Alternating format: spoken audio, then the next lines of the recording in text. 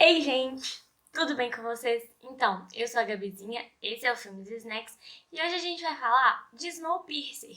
A primeira temporada acabou na segunda-feira, e hoje eu vou falar um pouquinho sobre a série, o que eu achei, teorias, o final, que foi surpreendente. Vem comigo!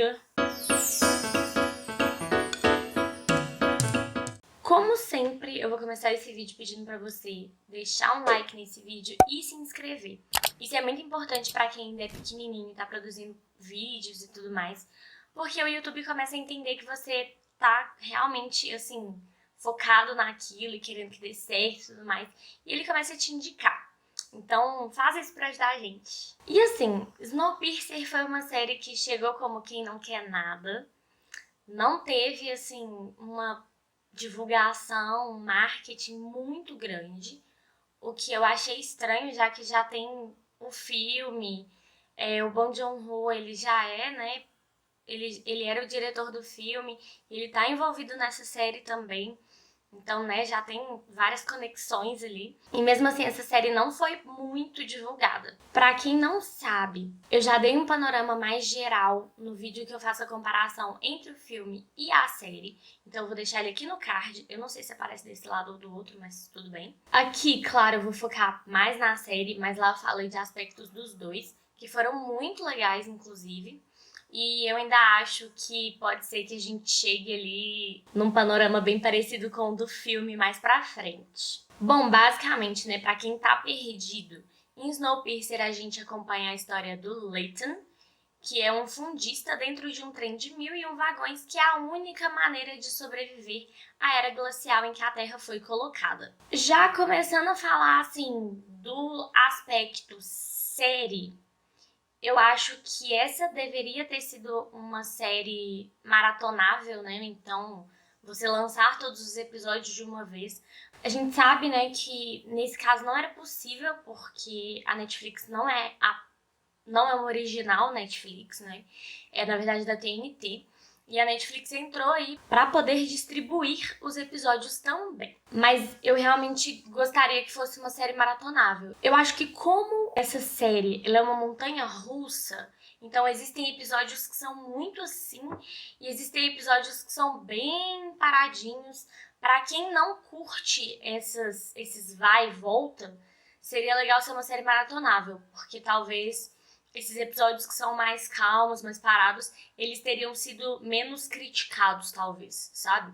Mas apesar disso, eu particularmente gosto de séries que tem esses momentos de calmaria para organizar algumas coisas, para discutir alguns assuntos e colocar algumas peças no lugar para depois chegar metendo pau mesmo. E assim como no filme, né, eles focam bastante nessa batalha de classes, mas eu acho engraçado que ela vai ganhando espaço ao longo do tempo.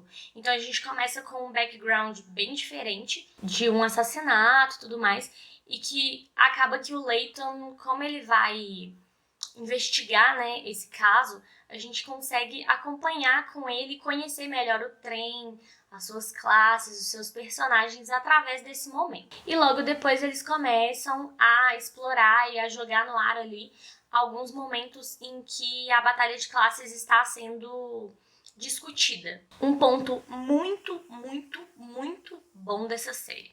Todos os personagens são muito profundos, são muito complexos. Então, em vários momentos, e daqui a pouco eu começo a parte com spoilers, mas em vários momentos, tudo que um personagem faz e acredita é colocado à prova por um bem maior. E aí a gente consegue entender que não existem lados ou bem e mal, mas sim escolhas relacionadas com o momento em que eles estão vivendo e com a questão realmente de sobreviver. E agora, a gente entra num momento que não é livre de spoilers. Eu vou comentar um pouquinho sobre fatos, né, que aconteceram durante essa primeira temporada toda e traçar algumas expectativas para essa segunda temporada, contando com o teaser também. E você já deixou um gostei nesse vídeo? Porque agora eu vou começar a falar abertamente de Snowpiercer, né? Gente, eu vou focar principalmente Nos últimos episódios, eu acho que no meio ali teve bastante informação interessante. Eu achei muito bom eles terem colocado personagens que antes ficavam em cima do muro com um posicionamento.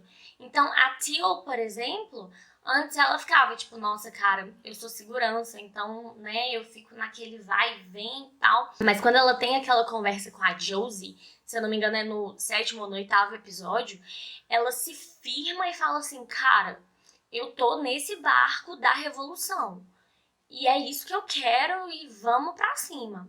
E isso é muito legal. Existem muitos personagens que ao longo da trama, eles vão se mostrando, eles aparecem, eles tomam decisões e eles se posicionam. E o mesmo acontece pro caso do Layton e da Melanie.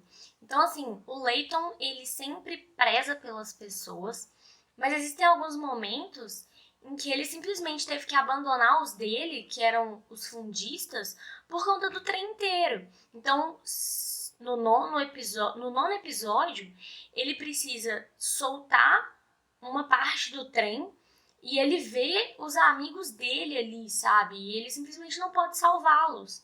E, né, amigos? São decisões difíceis de engolir. Eu acredito que ele ainda vai sofrer muito com essa decisão.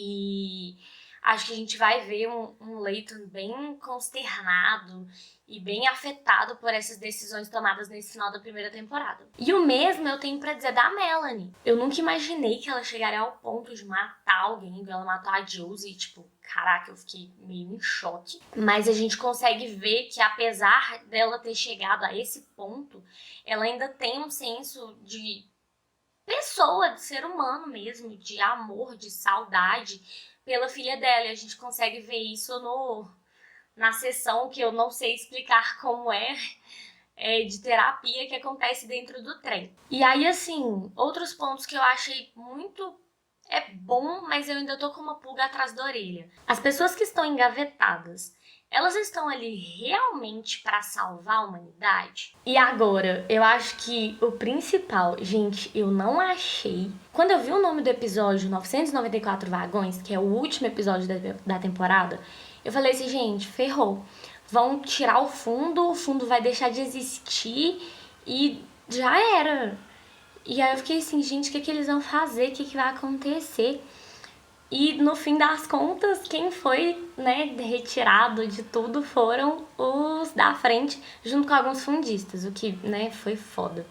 Mas assim, Folgers, bye, bye. E aí surgem algumas dúvidas, né? Porque agora a LJ, louca, surtada, tá sozinha, então será que ela vai se juntar com outras pessoas da primeira classe e vai, sei lá, tentar outro motim? Será que ela vai começar a se aproximar mais ali do Layton e ajudar ele? Ainda mais agora que o Wilford simplesmente voltou. Eu fiquei assim... É porque, assim, quando a gente começa a ver, né, o desenrolar desse final de temporada, eu falei assim, cara, não tem, né, não tem mais história. O Layton conseguiu, né, a sonhada igualdade dele e tal. E agora, tipo assim, acabou. Aí do nada, plim, surge só um outro trem. Fiquei assustada, assim, real. E ainda termina que nesse trem tem a Alexandra, que é filha da Melanie. Eu falei assim, gente, não. Não.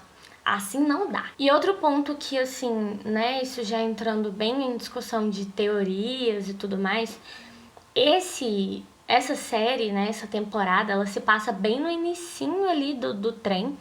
Então, você vê que existe uma disposição até boa, né, de suprimentos e tudo mais, mas o Ben fala pro Miles, fala assim, cara, isso daqui não é, tipo, eterno. E isso me leva a questionar se em algum momento eles vão chegar à situação que era no filme, já tem anos, que eles estão nessa de ficar dando volta e dando rolê com esse trem, sabe? E aí chega no ponto de que as crianças viram meio que as peças desse trem. Então, assim, será que a gente vai chegar nesse ponto? Será que a gente vai chegar a ver uma crise de alimentação dentro desse trem? De que não vai ter comida pra quase ninguém? E aí que eles vão começar a pegar os animais e insetos nojentos e fazer as pastas pra galera do fundo comer? Como que isso vai desenrolar, sabe? É engraçado também, eu acho que isso é mais um easter egg, mas quando brota o Big Alice com aquela musiquinha clássica, cara, essa mesma coisa acontece no filme. No filme, quando o personagem chega na cabine do Wilford, ele tá sempre escutando música clássica. E eu fiquei assim, gente, que loucura, né? Será que tem algum tipo de relação entre essas duas obras? E a gente vai acabar descobrindo isso lá pra frente? Me contem se vocês acham que existe qualquer tipo de relação. Eu acho que sim, mas isso é uma parada bem viajada mesmo. E acho que outros pontos muito importantes de se levantar são: primeiro, a Melanie, mesmo sendo uma pessoa muito empoderada e forte e cabulosa, ela tem muito pavor do Wilford. Então, assim, o que ele fez, sabe? O que aconteceu? Eu espero muito ver, assim, um flashback de o que levou ela a ter tanto pavor dele. Porque ela é uma pessoa tão segura de si, tão centrada, que eu não consigo imaginar ela tendo medo de um homem. A não ser que, assim, tenha acontecido uma coisa muito séria. E acho que o Wilford é, sim, o marido dela e que a Alexandra é fruto do amor desses dois. A gente já tem a confirmação, né, de que o Sean Bean vai estar no casting da segunda temporada. Acredito que ele vai ser o Sr. Wilford. Se já confirmaram essa informação, me perdoem. E, assim, outra coisa que eu quero muito entender, que eu quero muito que mostre, é por que a Ruth é louca com os Mr. Wilford. Porque, tipo assim, cara, qual que é o rolê dela, entendeu? Ela é...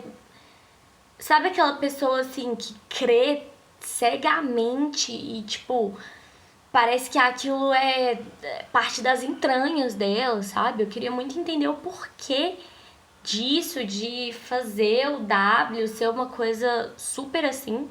Isso é muito maluco, mas se existir alguma relação entre a série e o filme, eu acredito que a doidona de casaco de pele é a Ruth no futuro. Então, imagina se for. Bom, essas foram as minhas expectativas e bora esperar, né, e morrer de vontade, de ansiedade para que essa segunda temporada chegue logo. Então, tchau!